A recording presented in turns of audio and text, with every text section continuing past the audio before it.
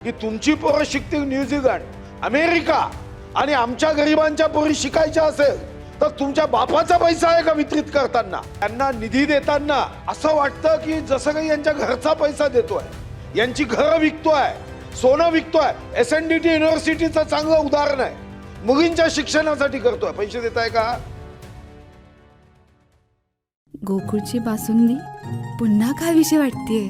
खरं सांगू, मलाही खावीशी वाटतेय. पुन्हा पुन्हा खावीशी वाटणारी गोकुळ बासुंदी. या विद्यार्थिनींना क्रांतिकारी निर्णय, म्हणजे ज्या निर्णयाने आमच्या महाराष्ट्राचा गौरव वाढेल. पण या ठिकाणी त्यांना संस्था चालकांवर दबाव टाकून, दादागिरी करून, FIR करून आपण जर सांगितलं की आम्ही पैसे पाठवणार नाही पण तुम्ही शिकवा, तर हे काही महाराष्ट्राचा गौरव वाढवणार नाही. मग याला काय केलं पाहिजे?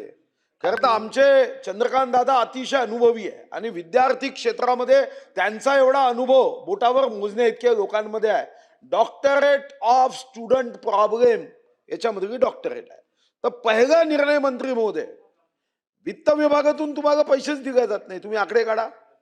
जो निधी आउटले मंजूर होतो तो वितरितच होत नाही. तर पहिला मुद्दा की तुम्ही निगेटिव्ह ट्रेझरी सिस्टीमचा आग्रह का करत नाही? पुन्हा पुन्हा फायली पाठवायच्या. तर तुम्हाला स्वतःला अनुभव आहे की अनेक अधिकाऱ्यांचे मुली ऑस्ट्रेलिया, न्यूझीलंड, लंडन, अमेरिका शिकतात आणि महाराष्ट्रात गरीब मध्यमवर्गीयाचे पोरं शिकतात. त्यांना निधी देताना असं वाटतं की जसं काही यांच्या घरचा पैसा देतोय, यांची घरं विकतोय, सोनं विकतोय. SNDT युनिव्हर्सिटीचं चांगलं उदाहरण आहे. मुलींच्या शिक्षणासाठी करतोय. पैसे देताय का? 200 कोटी बजेटमध्ये आहे, वितरित नाही केलंय. CM साहेबांनी सांगितलं. म्हणजे कधीतरी याच्यावरही मला बोलायचंच आहे की तुमची पोरं शिकतील न्यूझीलंड, अमेरिका आणि आमच्या गरिबांच्या पोरी शिकायच्या असेल तर तुमच्या बापाचा पैसा आहे का वितरित करताना? आणि म्हणून मंत्री महोदय, तुम्ही निगेटिव्ह ट्रेझरी सिस्टीम करणार आहात का?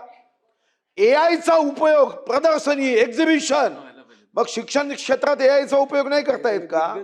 की तुम्हाला आर्टिफिशियल इंटेलिजन्स, कृत्रिम बुद्धिमत्ता, कारण आता माणसाच्या बुद्धिमत्ता कमी झाली, आता आपल्याला आर्टिफिशियलच वापरावी लागणार आहे.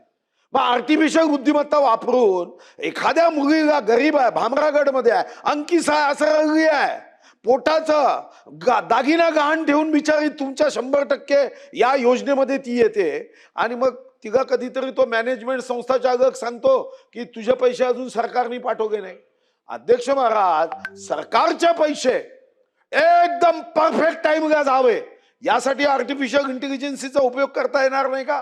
फक्त कॉलेजमध्ये शिकवायचं का? आता आम्ही तर आमचे ज्ञान कमी पडताय, जगातले विद्यापीठ आणतोय. कारण ते एक काळ होता आमचा नालंदा, तक्षशिलामध्ये चीनी प्रवासी येऊन शिकायचे. आता आम्हाला जगातले विद्यापीठ मुंबईत आणावं लागतंय कारण आमचं ज्ञान भंडार कुठेतरी कमी झालं.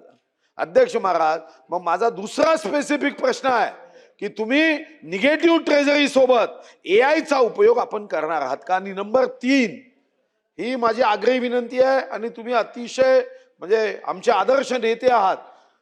तुम्ही आज एक विधानसभेत आश्वासन देऊन टाका की आउटलेचं वितरण दर अधिवेशनाला, तुमचा आउटले एकदा मंजूर झाला, नियतवे की दर अधिवेशनाला वित्त विभागाने किती पैसे दिले याचा अहवाल पटलावर ठेवत जा. म्हणजे आमच्या लक्षात येईल की मुलीं बेटी बचाव बेटी पढाव हे सन्माननीय युगपुरुष नरेंद्र मोदीजींच्या विरोधात कोण कोण अधिकारी आहे हे आपल्या लक्षात येईल.